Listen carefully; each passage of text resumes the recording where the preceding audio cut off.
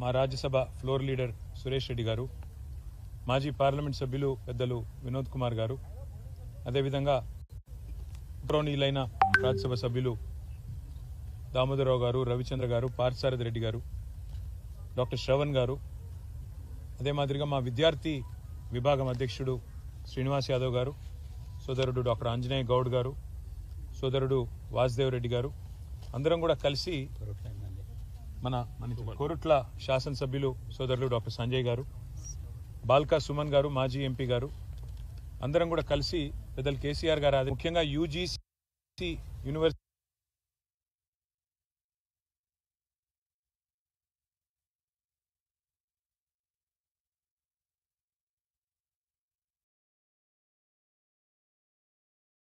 Grants commission ఏదైతే విషయమై కేంద్ర ప్రభుత్వానికి నివేదించడానికి, కేంద్ర ప్రభుత్వానికి మా పార్టీ తరఫున మా అభిప్రాయాన్ని గట్టిగా చెప్పడానికి ఇక్కడికి రావడం జరిగింది. విశ్వవిద్యాలయాలు భారతదేశంలో మొదటి నుంచి కూడా అత్యున్నత స్థాయిలో విద్యా ప్రమాణాలను పాటిస్తూ ఇవాళ ప్రపంచంలో మన పిల్లలు ఎక్కడున్నా కూడా పోటీ పడగలుగుతున్నారు అంటే దానికి కారణం వారికి అక్కడ లభించిన శిక్షణ, వారికి అందిన విజ్ఞానం, వారికి ఆనాటి నుంచి ఆ విశ్వవిద్యాలయాల్లో మరి రీసెర్చ్, డెవలప్మెంట్, పరిశోధన కార్యక్రమాలు ఏదైతే జరుగుతాయో వాటి నుంచి వచ్చిన ఫలాలు. అందుకే ఇవాళ కేంద్ర ప్రభుత్వానికి మేము చేసిన విజ్ఞప్తి ఏమంటే, ఒకవైపు భారతదేశంలో కేంద్రీయ విశ్వవిద్యాలయాలు ఉన్నాయి. ఇట్లా హైదరాబాద్లో సెంట్రల్ యూనివర్సిటీ లాగా, హెచ్సియు లాగా అట్లా భారతదేశంలో చాలా సెంట్రల్ యూనివర్సిటీస్ ఉన్నాయి. అట్లాగే స్టేట్ యూనివర్సిటీస్ ఉన్నాయి. అట్లాగే ఇప్పుడు ప్రైవేట్ రంగంలో కూడా డీమ్డ్ యూనివర్సిటీలు, ప్రైవేట్ యూనివర్సిటీలు ఇట్లా రకరకాలుగా వచ్చినాయి. వీటితో పాటు కొన్ని ప్రత్యేకమైన సెంటర్స్ ఆఫ్ ఎక్సలెన్స్, ఐఐటీలు కావచ్చు, ఐఐఎంలు కావచ్చు, మన హైదరాబాద్లో ఐఎస్బి కావచ్చు, IIIT కావచ్చు, ఇట్లా కొన్ని నిష్ ఇన్స్టిట్యూషన్స్ కూడా ఉన్నాయి. మేము భారత ప్రభుత్వానికి ఇవాళ ధర్మేంద్ర ప్రధాన్ గారిని కలిసాం, అందరం కూడా కలిసి, కేంద్ర హెచ్ఆర్డీ మినిస్టర్ గారు.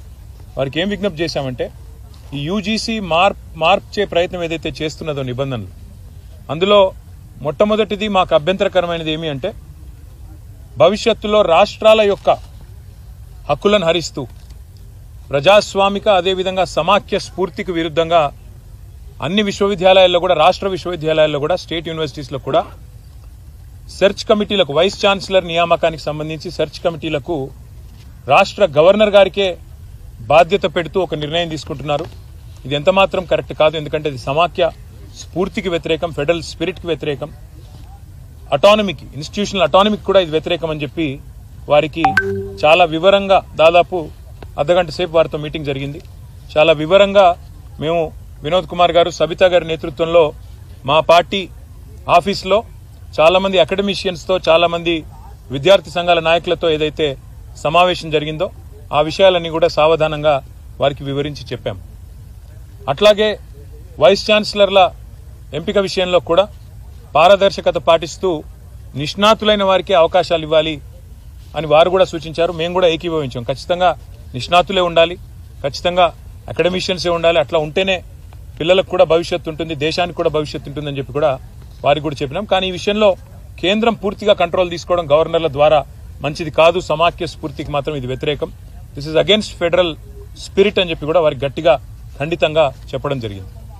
అట్లాగే రాష్ట్రంలో కాదు, దేశం మొత్తంలో అన్ని విశ్వవిద్యాలయాల్లో కూడా దళిత, గిరిజన, బలహీన వర్గాల బీసీ స్టూడెంట్స్, స్కాలర్స్ కావచ్చు, పోస్ట్ గ్రాడ్యుయేట్ స్టూడెంట్స్ కావచ్చు, పిహెచ్డి స్కాలర్స్ కావచ్చు, ఇంకా మిగతా పిల్లలు కావచ్చు, ఇవాళ పెడుతున్న ఒక నిబంధన వల్ల వారికి తీవ్రమైన అన్యాయం జరిగే అవకాశం ఉందని చెప్పి కూడా మేము వివరించి చెప్పాం.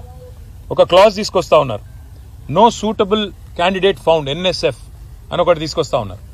అంటే ఈ విచక్షణాధికారం మరి మనం ఆ విశ్వవిద్యాలయానికి వదిలేసినట్టయితే వారి ఇష్టానుసారంగా అవసరమైతే అప్పుడప్పుడు అబ్యూజ్ చేసి, వాళ్ళ ఇష్టం లేని వ్యక్తులు ఎవరైనా ఉంటే NSF కింద తోసేసి అక్కడ అర్హత కలిగి ఉండి కూడా రాజకీయాల వల్ల కానీ, ఇతరత్ర కారణాల వల్ల కానీ, ఏదైనా ఇతర విషయాల వల్ల కానీ సూటబుల్ SC, ST, OBC క్యాండిడేట్లకు అన్యాయం జరిగి ఇతర కమ్యూనిటీస్లో ఉండే వారిని, ఇది మంచిది ఎంతమాత్రం కాదు. కాన్స్టిట్యూషనల్ భారత రాజ్యాంగం ఇచ్చిన హక్కు రిజర్వేషన్. మరి అట్లాంటి పరిస్థితుల్లో ఈ రకమైన ఒక నో సూటబుల్ క్యాండిడేట్ అనే ఒక నిబంధన తీసుకొచ్చి SC, ST, OBC అర్హత కలిగిన విద్యార్థులకు అన్యాయం జరిగితే ఇది మంచిది కానే కాదని చెప్పి కూడా వారికి వివరంగా చెప్పాం.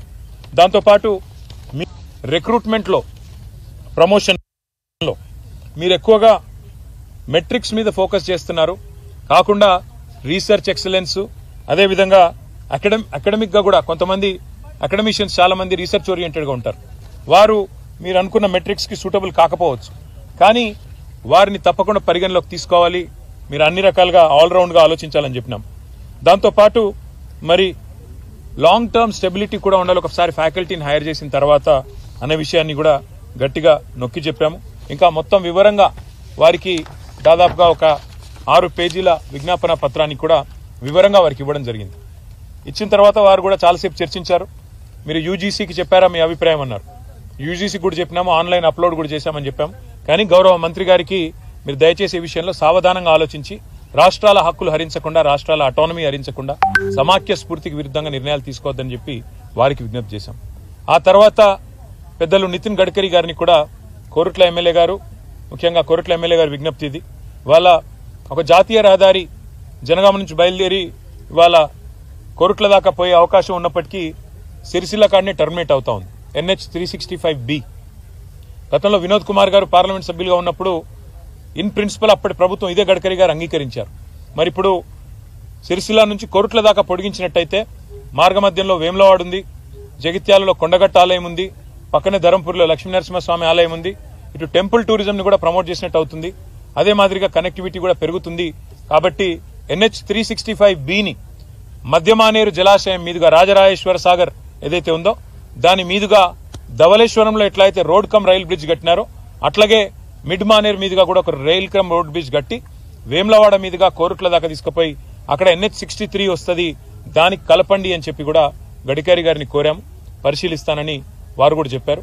ఈ 2 కార్యక్రమాల తర్వాత మాకు ఈ 10 మంది శాసనసభ్యులు ఎవరైతే బీఆర్ఎస్ పార్టీ నుంచి పార్టీ మారి కాంగ్రెస్ లో చేరినారో వారి అనర్హత విషయంలో కూడా సుప్రీంకోర్టు మొన్నని నోటీసులు ఇచ్చిన విషయం మీకు తెలుసు.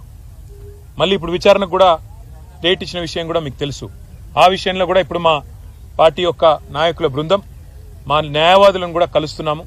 కలిసి దీన్ని ఇంకా స్పీడప్ చేయడానికి ఏం మార్గాలు ఉన్నాయి, ఏ రకంగా ఈ పార్టీ మారిన వారి మీద వేటు పడాలి, ఉప ఎన్నికలు రావాలని ప్రజలు కోరుకుంటున్నారు, ఆ విషయంలో కూడా తప్పకుండా పార్టీ పరంగా కూడా ఫాలో అప్ చేస్తాము.